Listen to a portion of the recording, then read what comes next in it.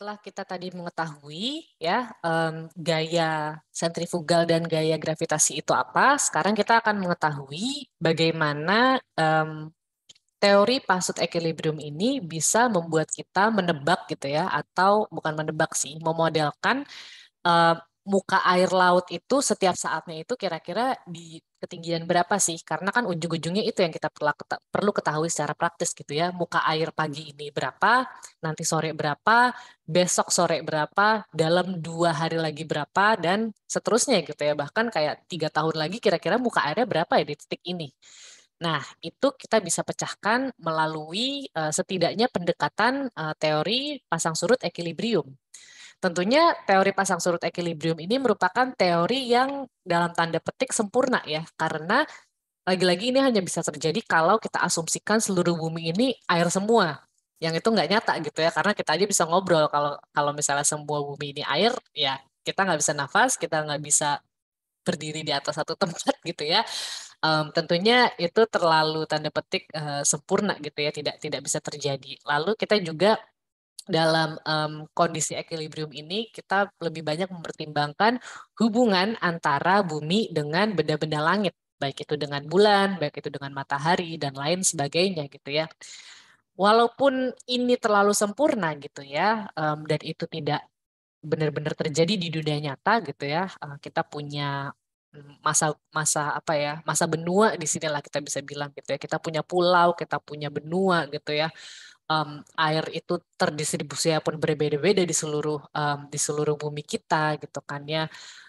Lalu pergerakan bulan terhadap bumi, pergerakan bumi terhadap matahari, walaupun semua itu sifatnya periodik, tentunya ada sedikit perubahan yang terjadi, walaupun perubahan itu tidak lebih besar dari apa yang kita lihat sebagai sesuatu yang periodik atau rutin gitu ya. Mungkin perubahannya kecil gitu, tapi periodisasi perubahannya pun itu jauh lebih lama dibanding apa yang kita bisa observasi gitu. Bagaimanapun tidak sempurna perhitungan equilibrium ini, tentunya dia setidaknya bisa menjadi referensi kita gitu untuk analisis pasut lebih lanjut gitu, karena kita butuh reference dulu kan, kayak kalau kalian mengukur tinggi dari satu titik gitu ya, tentunya kalian perlu referensi kalian apa, geoid gitu. Kalau misalnya kalian menentukan oke, posisi saya koordinat atau longitude latitudenya berapa, kalian harus punya referensinya apa, WGS 84 gitu.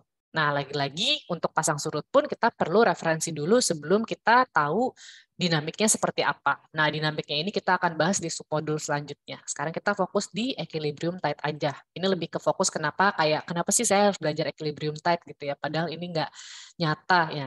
Setidaknya ini bisa menjadi referensi kalian. Kita kembali ke persamaan yang tadi sempat kita bahas ya di sesi pertama.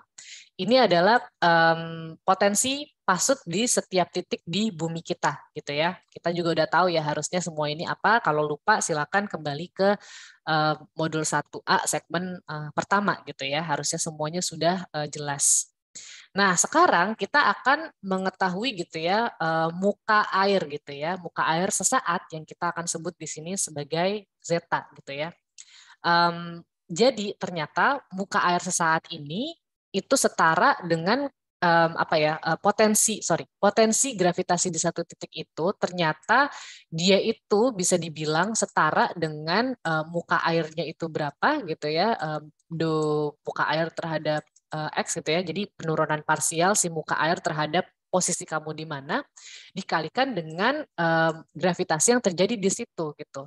Tapi ini ya, jadi ini si minus minus dari potensi itu sama dengan si ini. Jadi kita bisa notasikan seperti ini gitu ya, karena G dikalikan do zeta per do X gitu ya. Jadi apa sih namanya, perubahan muka air terhadap posisi kamu di bumi itu ternyata sama dengan kurang lebih ya minus dari omega P ini gitu kan, si potensi gravitasi di titik P dimanapun dia di muka bumi gitu ya, dx gitu. Nah, jadi kalau dijumlahkan mereka itu adalah nol, atau kalau kita simplifikasi penjumlahannya jadi seperti ini ya, do per do x dari G zeta plus omega P itu adalah nol gitu. Nah, Ini kan kalau misalnya kita lihat di setiap titik, bagaimana kalau misalnya kita lihat di bumi secara keseluruhan. Kita bisa simplifikasi saja menjadi G zeta plus omega P itu sama dengan 0 gitu ya. Nah, sekarang kita pengen tahu zetanya aja gitu kan. Kurang lebih kalau misalnya kita acak-acak gitu ya persamaan ini, kita udah tahu ini kan persamaannya si omega gitu ya. Habis itu berarti kita kurang lebih berarti kan seperti ini ya. Zeta kalau misalnya kita pindahin G-nya ke sana berarti kan kurang lebih ini gini ya. Omega P per G gitu kan lah ya gitu kan. Habis itu berarti dia dipindahin ke sana gitu ya. Berarti minus omega P per G kurang lebih kan seperti itu ya simpelnya. Nah, ini semua kita bisa ubah menjadi kira-kira seperti ini persamaannya ya. Mudahnya seperti ini. Kita punya jadi di sini lagi-lagi zeta itu adalah muka air sesaat gitu ya. Muka air sesaat kita juga punya notasi-notasi baru di sini. Ada C0, C1, dan C2. Tapi kita bisa lihat di sini, setiap C0, C1, dan C2 itu adalah sebuah notasi yang merupakan fungsi terhadap waktu gitu. Jadi C0, C1, dan C2 ini bisa berubah tergantung kalian itu T-nya pada saat kapan. Gitu. Dan C0, C1, dan C2 itu juga punya angkanya masing-masing gitu ya, punya definisi masing-masing. Ini harusnya C2 ya. Jadi di mana untuk C0 gitu ya, itu persamaannya adalah seperti ini gitu ya. Jadi kalian coba bandingin ya sama persamaan yang sebelumnya gitu ya. Lalu kalau misalnya C1 dia itu persamaannya seperti ini ya, ada cos CP dan C2 itu seperti ini. Sama ya, dia ada DL dan cos CP tapi ininya 2 kali lipat gitu ya. Nah, persamaan ini maksudnya apa sih gitu kan? Kenapa ada C0, ada C1 dan C2? Ini adalah sebenarnya koefisien gitu ya atau apa sih konstanta Pasut gitu ya yang dia itu dipecah-pecah berdasarkan periodenya. C0 ini adalah koefisien yang dia itu terjadi secara long period.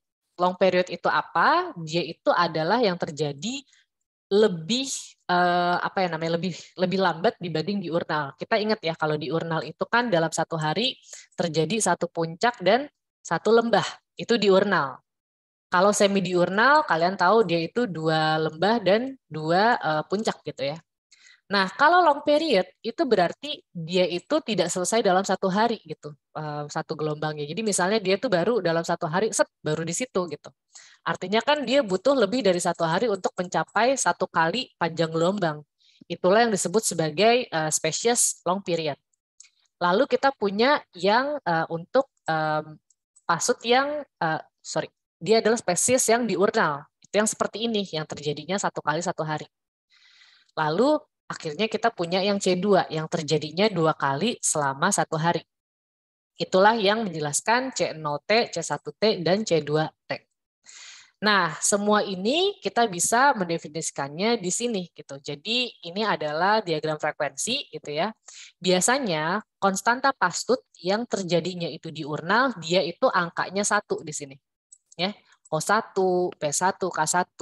Di sini ya, yang di bawah ini adalah dia itu frekuensinya. Jadi satu hari itu berapa kali nongol. Ini dalam satu hari dia satu kali nongol. Jelas ya, itu diurnal gitu. Nah, kalau yang semi diurnal, yang 2 kali nongol gitu ya, ini lagi lihat kita 2 kali, itu kodenya juga 2, M2, S2, K2, dan lain-lain gitu. Nah, kalau yang perlu lebih dari satu hari untuk nongol, itu di sini gitu ya. Jadi dalam satu hari itu dia nongolnya cuma 0, sekian kali, bahkan nggak setengahnya gitu ya. Jadi bahkan dia itu tidak mencapai puncak dalam satu hari. Makanya tadi saya gambarnya begini, belum sampai puncak gitu ya. Itu kodenya itu bisa macam-macam gitu. Ada MF, ada apa. Pokoknya dia tidak satu, tidak dua, tidak berapa. Nah, inilah yang bisa mempermudah kalian nantinya memecah-mecah gitu ya. Kalau misalnya kita udah ngomongin tidal constituent, kalau misalnya dia itu katakan belakangnya 4, artinya dia kejadiannya 4 kali dalam satu hari. Kalau dia satu, ya dia satu kali sehari dan lain-lain.